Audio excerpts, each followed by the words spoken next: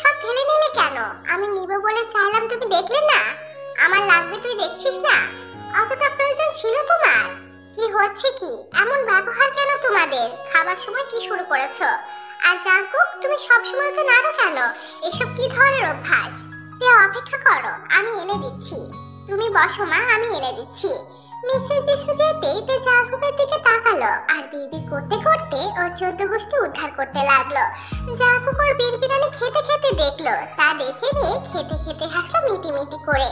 জ্বালাতে পেরে শান্তি শান্তি লাগছে তার। এর মাঝে মিসেস জিসু ভাজি এনে ডেকে দিল। সে নিয়ে আবার খাওয়া ধরলো। খেতে খেতে মিস্টার বুকাম সবার উদ্দেশ্যে বললেন, আমি ঈদের আগে আর আসবো না, একেবারে ঈদের ছুটি নিয়ে চলে আসবো। এমনিতেও দেরি নেই বেশি, তোমরা সবাই মিলে সবকিছুর আয়োজন করে নিও। আর ভাই, কুরবানিও কিনে ফেলো জেহোবার গাইকে সাথে নিয়ে। আচ্ছা, দেখা যাবে, দেখে শুনে থাকিস, নিজের খেয়াল রাখিস। মুচকি হাসলেন মিস্টার বুকাম। ভাইটার এখনো সে আগের মতোই আছে, সেই ছোট থেকে আগলে রাখে এখনো তেমনই। ভাবে তার ভাই এখনো সেই ছোটটি আছে, অথচ দিন আস্তে আস্তে ফুরিয়ে আসছে, সেসবের খেয়াল নেই। আচ্ছা ভাই, থাকবো, আর নিজের খেয়ালও রাখবো। ভাই, আমি কি এখনো সেই তোমার ছোট বুকামার আছি? মিস্টার বুকামের কথায় মিস্টার নামজুন সহ সবাই থমকে গেল। মিস্টার নামজুন ভাইয়ের দিকে অসহায় নজরে তাকালেন। ভাই যে তার ছোট নেই, আর তিনিও যে সে আগের বয়সে নেই, খেয়ালে এলো।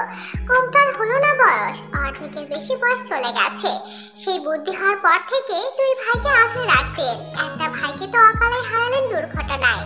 যেদিন ছোট ভাইটা চলে গেল, সেদিনের কথা মনে উঠলে এখনো তো মাঠকে আসে। পূর্ণখা তাজা হতেই চোখটা ভিজে এলো, সাথে বুকে ব্যথা অনুভব হলো। তোরা কেই আমার কাছে বড় হবি না, সে আগের মতোই থাকবি। যতদিন বাঁচবো আগলে রাখবো তোদের। শুধু আমার দুর্ভাগ্য, মিনহোকে আমি আগলে রাখতে পারলাম না। আমার ছোট ভাইটা অভিমান বুকে রেখেই বোধহয় চলে গেছে। মিস্টার নামজুনের কথায় সেখানে পিলপত নীরবতায় ছেয়ে গেল। মিসেস জিসুর চোখে পানি টলমট করতে দেখা গেল। আর তে বাবার কথা শুনতেই বাবার কথা মনে উঠে জোরে জোরে কেঁদে দিল খাবার মাঝে। সকলকে বিচলিত হতে দেখা গেল। মিস্টার নামজুন আর মিস্টার বুকাম বুঝলেন ভুল সময় ভুল কথা তুলে ফেলেছেন। অন্তত খাবার সময় পুরনো কথা তোলা উচিত হয়নি। তের কান্না দেখে সকলে ওকে থামাতে ব্যস্ত হয়ে গেল। ইয়ঞ্জুন যদিও বাবার সঙ্গ বেশি পায়নি, তবুও তারও প্রচুর কান্না পেল। বোনের কান্নাতে আরো বেশি কষ্ট হতে লাগলো। মিসেস জিন আর মিসেস রোজ তড়িঘড়ি করে তের কাছে এগিয়ে এসে ওকে সামলাতে লাগলো। আয়ু খাবার রেখে উঠে এলো তের কাছে। যে হোক কাই সুগা একের পর এক বলে যাচ্ছে শান্ত হতে। আর জাঙ্কুক, সে চোখ লাল করে শুধু চেয়ে আছে। ছোট চাচুকে সে বেশি ভালোবাসতো। ছোট চাচু তাকে অনেক আদর করতো, কত আবদার পূরণ করতো। যেদিন চাচু লাশ হয়ে এলো, সেদিন বাদ ভাঙা কান্না করেছিল। তাকে আটকে রাখা দায় হয়ে গিয়েছিল। মিস্টার বোকাম নিজের ভুলটা বুঝতে পেরে তেকে থামাতে একটু কড়া কণ্ঠেই বললেন, আহ তেমামণি, খাবার সময় কাঁদছো কেন? কান্না থামাও। তেমা কাঁদে না, আমারই ভুল হলো এই সময় এসব কথা বলে। মা, আমার বড় চাচুর কাছে এসো, আমরা আছি তো তোমার জন্য। বড় চাচু গম্ভীর মানুষ হলেও কথা বলেন খুব মিষ্টি করে। তেকে নিজের ছেলেদের থেকেও বোধহয় বেশি ভালোবাসেন। মেয়ে তো নেই, মেয়েটার সব। তে বড় চাচুটাকে উঠে গেল।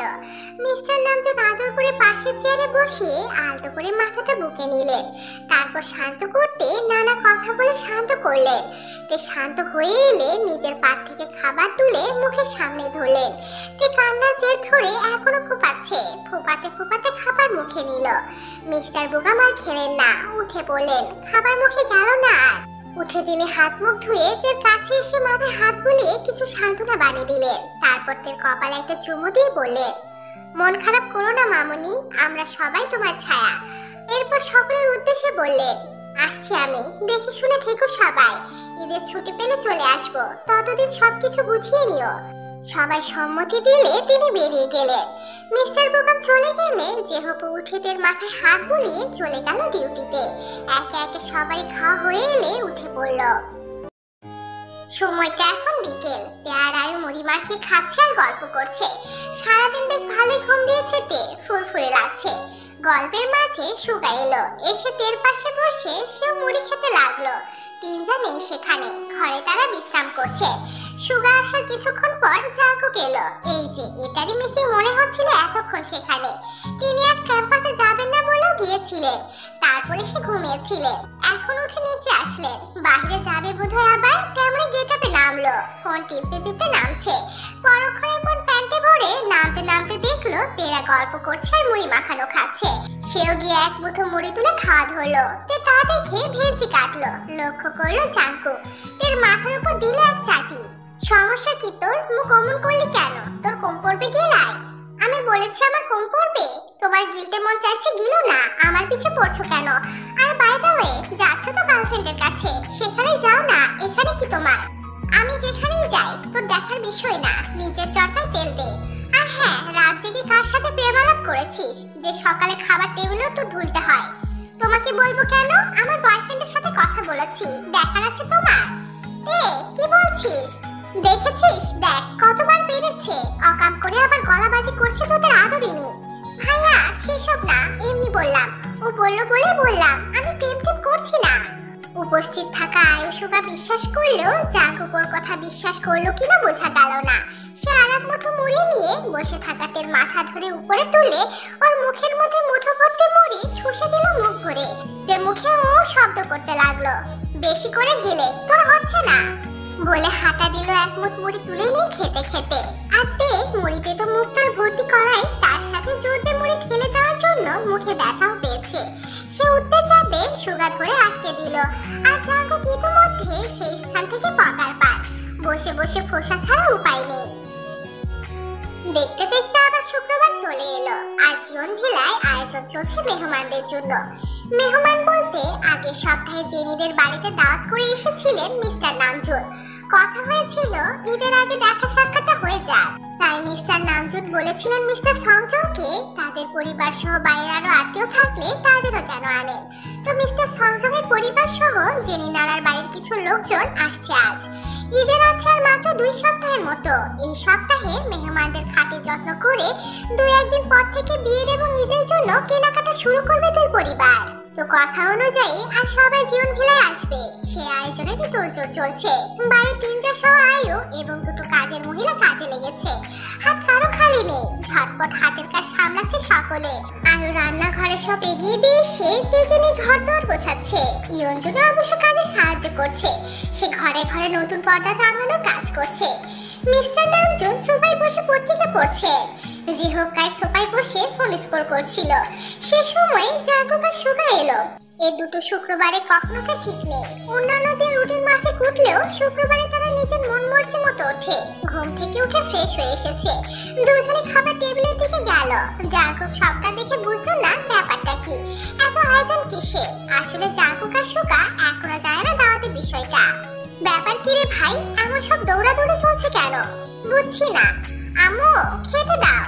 তিনজা এতটাই ব্যস্ত যে রান্নাঘর থেকে উঠে ওদের খাবার দেওয়ার মতো সময় নেই। তাই মিস্টার জিন আয়ু এবং তেকে দেখে বললেন ওদের খাবার দিতে।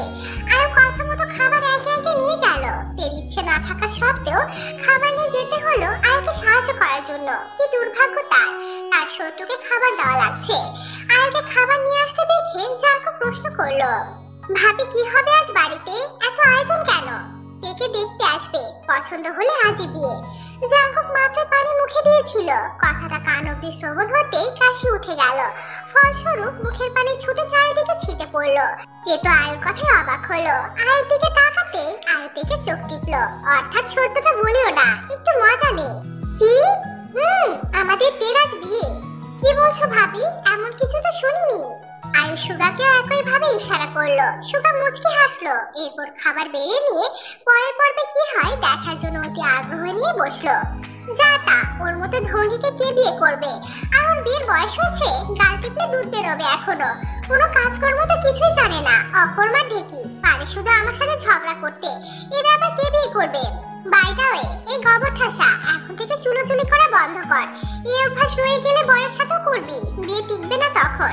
যতই হোক জীবন বাড়ির সম্মান বলে কিছু একটা আছে। এই, আমার বিয়ে হবে কি হবে না, টিকবে কি টিকবে না, তোমার দেখতে কে বলেছে? তোমার মাথা না ঘামালেও চলবে। বাহ, বিয়ে দেখে বহুত শখ। হ্যাঁ রে, তুই লজ্জা করছে না বিয়ে নিয়ে এমন করে বলতে? আর তুই না উকিল হবি, সেসব হাওয়া। জাঙ্কুকের কথা শুনে সুগা ওর পাশ থেকে কিছুটা ঝুঁকে ফিস ফিস করে বলল, এত চিন্তা ওর জন্য না করে তুই করে নে না বিয়েটা। আর কারো বিয়ে করতে হবে কেন? তুই করে নে। ভেবে দেখ, সারা জীবনের জন্য মারামারি চুলোচুলি ঝগড়া করা কনফার্ম। ইয়া, এই গোবর ঠাসাকে বিয়ে আমার রুচি এতটাও খারাপ হয়নি এখনো। যে একে বিয়ে করব। আর তো ন্যাকারানি। আচ্ছা ঝগড়ে সারা জীবনের জন্য জীবন আমার তেনা তেনা। আমাকে সুখে খেতে ভূতে কিলাচ্ছে নাকি? তবে আর যাই বলিস, এর সাথে ঝগড়া মারামারি করতে ভালোই লাগে। এনজয় করি বেশ। আমার চিরজন্মের শত্রু কি না? তোদের ওর প্রতি আদি খেতে বন্ধ কর এখন থেকে।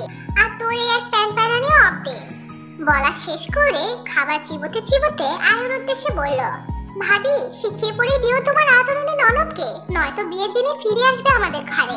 পড়াশোনা ওর জন্য না, বিয়ের জন্য লাফাচ্ছে। রাত জেগে বয়ফ্রেন্ডের সাথে গল্প করে। ওর বিয়ে দিয়ে দেয় উত্তম। আপদ বিদায় হবে, আমারও ভালোবাসার ভাগ থেকে মুক্তি হবে। কম কম করে গিলতে বলো, কাজ শিখতে বলো। জাঙ্কুকের খোঁচা মারা কথাগুলোতে গায়ে বেঁধে একদম শরীর জ্বলে উঠলো রাগে। দাও দাও করে দাবানলের নাই জ্বলছে ভিতরে সব। গা বেঁধে একেবারে জালে খা করে দিল। তাই রাগের সাথে বসে খাবার চিবানো জাঙ্কুকের কাছে এসে ওর চুল দু হাতে মুচড়িয়ে ধরে ঘুরিয়ে দিতে দিতে বলল, তুই বেশি করে গিলে খবিশের বাচ্চা। যাবো না কোথাও, তোর ঘরে বসে খাবো সারা জীবন। কি করবি তুই করে নিস। বলা শেষ করে চুল ছেড়ে দিল। এবার একটা ফটো দিবে, এখানে আর থাকা যাবে না, কারণ বাঘের গায়ে থাবা দিয়েছে সে। ভাবনা অনুযায়ী দৌড় দিতে গিয়েও পারল না দৌড় দিতে। সেই ধরে নিল চিতাবাঘ। এক থাবায় ওর হাত পাকড়াও করেছে। জীবন শেষ এবার তার। এবার কি করবে সে? আজ বোধহয় আর ছাড় পাবে না। তাকে আজ কাঁচায় চিবিয়ে খাবে। কথা আছে না, চোরের 7 দিন গৃহস্থের 1 দিন। আজ বের হয়েছে সেই দশা। জাঙ্কুক ওর হাত খপ করে ধরে সাথে সাথে এক টান মেরে ওর কোলের উপর বসিয়ে নিল। রাগে শরীর কাঁপছে তার। টের পেল চোখ বন্ধ অবস্থাতেই। চোখ মুখ খিচিয়ে বন্ধ করে নিয়েছে সে। বারবার ঢোক কিনতে লাগলো। এরপর তাকিয়ে দেখলো রণবতী ধারণ করেছে বাঘ। জাঙ্কুক বাম হাতে তার কোমর আষ্টে পৃষ্ঠে জড়িয়ে ধরে ডান হাত দিয়ে ওর প্লেটে ডিম থেকে ছাড়িয়ে রাখা যতগুলো ছালের টুকরো ছিল সব একসাথে তুলে নিয়ে তার মুখে ঢুকিয়ে দিল। একদম একটা টুকরো বাদ রাখলো না। ঠেলে ঠুসে ঠাসে মুখে ভরলো। মুখে ভরে খাদ্য হলো না, একদম হাতে ধরে রাখলো। অর্থাৎ যতক্ষণ না চিবিয়ে গিলবে ততক্ষণ মাপ নেই। আজ এই ঝাল খাইয়ে ওকে শিক্ষা দিবে। কতবার বেড়েছে, কথায় কথায় চুল ধরা। উচিত শিক্ষা দিয়ে ছাড়বে আজকে এটাকে। তে ঝালে ও শব্দ করছে কিন্তু কিছুই বলতে পারছে না, কারণ জাঙ্কুক ওর মুখ আটকে রেখেছে। না চিবানো পর্যন্ত ছাড়বে না। জাঙ্কুক ওকে মোচড়াতে দেখে এবং ও করতে দেখে বলল, আজ তোকে এই ঝাল খাইয়ে আমি ক্ষান্ত হব। গিল, জলদি গিল, এক টুকরো বাদ রাখবি না। যতক্ষণ না গিলবি ততক্ষণ এমনই ধরে রাখবো। দেখি কে তোকে ছাড়ে আমার থেকে। আয়ু আর সুগা পুরো ঘটনা চোখ বড় বড় করে তাকিয়ে দেখলো। সুগা তড়িঘড়ি করে কিছু বলতে উদ্যত হতে জাঙ্কুক ওর দিকে এমন ভাবে তাকালো যেন সুগা কিছু বললে ওকে চিবিয়ে খাবে। যদিও পুরো দোষটা তের। সুগা কি বলবে ভেবে পেল না। এদিকে আয়ু নিজেকে নিজে বকতে লাগলো, কেন যে এরকম একটা মজা করতে গেল। ভাবলো কি আর হলো কি, সে কেন ভুলে গিয়েছিল এরা দুটো কি জিনিস। জাঙ্কুক এখনো শক্ত হাতে ধরে রেখেছে তের মুখ আর কোমর। তের মুখ ঝালের ভেতরে সব জ্বলে যাচ্ছে। মেয়েটা যেখানে অল্প ঝাল সহ্য করতে পারে না, সেখানে এতগুলো ঝাল একেবারে মুখের মধ্যে। ঝালে অজ্ঞান হওয়ার জোগাড়। চোখ থেকে টুপটাপ করে পানি গড়িয়ে পড়ছে। উজ্জ্বল হলুদ ফর্সা মুখটা লাল আভায় রূপ নিয়েছে ইতোমধ্যে। জাঙ্কুক তের দিকে তাকিয়ে আছে। তের দুই হাত জাঙ্কুক যে হাতে ওর মুখ ধরে আছে সে হাতের কবজি চেপে ধরে রেখেছে, যেগুলো একটু আগে ছটফট করার সাথে ছাড়ানোর জন্য জোর খাটাচ্ছিল। কিন্তু না পেরে এবার শেষও তার হাত শান্ত হয়ে গেছে। চোখে পানি নিয়ে জাঙ্কুকের চোখের দিকে অসহায় নজরে তাকালো। অতি গভীর সে তাকানোটা মনে হলো। এইদিকে কোমরও খুব জোরে ধরে রেখেছে জাঙ্কুক। ব্যথায় টনটন করছে। তে জাঙ্কুকের হাত ছাড়াতে না পেরে ওর হাতের কবজি ধরে থাকা দুই হাত জাঙ্কুকের কোমরের কাছ থেকে নামিয়ে নিল। সেখানে দুই হাতে শক্ত করে খামচে ধরলো জাঙ্কুকের টি-শার্ট। তের এমন অসহায় তাকানোতেও বোধহয় কাজ হলো না। জাঙ্কুক একচুলও গললো না। গলবে কি করে? সে তো রেগে এখন বাঘ হয়ে আছে। রাগের কাছে অন্য কিছুই পাত্তা পাওয়া যায় না। এখন এতে ছাড়তে না দেখে সুগা অসহায় কণ্ঠে বলল, ছেড়ে দে না ভাই, মাফ করে দে, ভুল করেছে। ও তো ছোট বল, ছেড়ে দে, ওর ঝাল লাগছে। দেখ চোখ মুখ লাল হয়ে গেছে মেয়েটার। সুগার কথা শুনে তে আরেকটু জাঙ্কুকের টি-শার্ট খিঁচে ধরলো দু হাতে। চোখে পানি নিয়ে জাঙ্কুকের দিকে তাকালো। মুখে বলতে পারছে না বলে ওভাবে বোঝাতে চাইলো ছেড়ে দেওয়ার জন্য। জাঙ্কুক ওর দিকে তাকালো তখন। তে আর সহ্য করতে না পেরে জাঙ্কুকের বুকের উপর মাথাটা এলিয়ে দিল। ঘনিষ্ঠ হয়ে গেল। জাঙ্কুকের সারা শরীরে এবার ঝটকা লাগলো। আবার নিজের হাতটা ওকে কোমর সহ পেটের উপর অতি গভীরভাবে জড়িয়ে ধরা।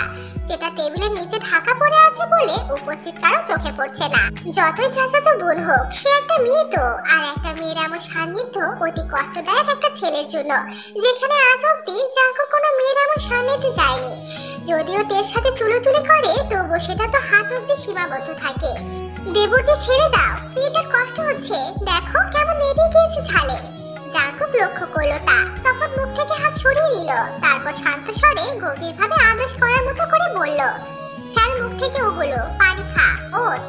বলে তের মাথাটা তুললো তার মুখ থেকে। তে ঝালগুলো ফেললো না, জেদে চিবিয়ে খেলো, আর সেটা জাঙ্কুকের কোলের উপর বসেই এবং ওর দিকে রাগনে তাকিয়ে। খাওয়া হয়ে গেলে নেমে পড়লো, মনে মনে কঠিন কিছু বললো, আর প্রতিশোধ নেবে বলে কঠিন কিছু ভাবলো। জাঙ্কুকে রাগের তেজে ঝলসে দেবার মতো করে ওর উপর নজর দিয়ে ধেই ধেই করে উপরে নিজের ঘরের দিকে হাঁটা ধরলো। দুপুর 3টে, নামাজ শেষে কায়ের মামারা খালারা আর মামার শ্বশুরবাড়ির লোকজনরা এসে পৌঁছালো। এসে সবাই সবার সাথে টুকটাক কথা বলে ভালো মন্দ জিজ্ঞেস করলো। এখন সবাই বসার ঘরে বসে টুকটাক কথা বলছে আর নাস্তা পানি খাচ্ছে। জ্যাকসন, সোহেল সহ জেনের মামাতো কাজিন, খালাতো কাজিনরা আলাদা বসেছে জাঙ্কুকের সাথে। সেখানে ওরা পরিচয় পর্ব সারছে। একটু পর খেতে ডাকা হলো। খাওয়া দাওয়ার পাট চুকিয়ে আবার গল্পে মজল সবাই। সেখানে বিয়ের কথাবার্তায় বেশি শোভা পেল। ছোটরা একজোট হয়ে প্ল্যানিং করা শুরু করলো, কে কি করবে, কেমন ভাবে আনন্দ করবে, কে কেমন করে সাজবে, কারা কোন পক্ষ থাকবে, এসব নিয়ে কথা চলছে।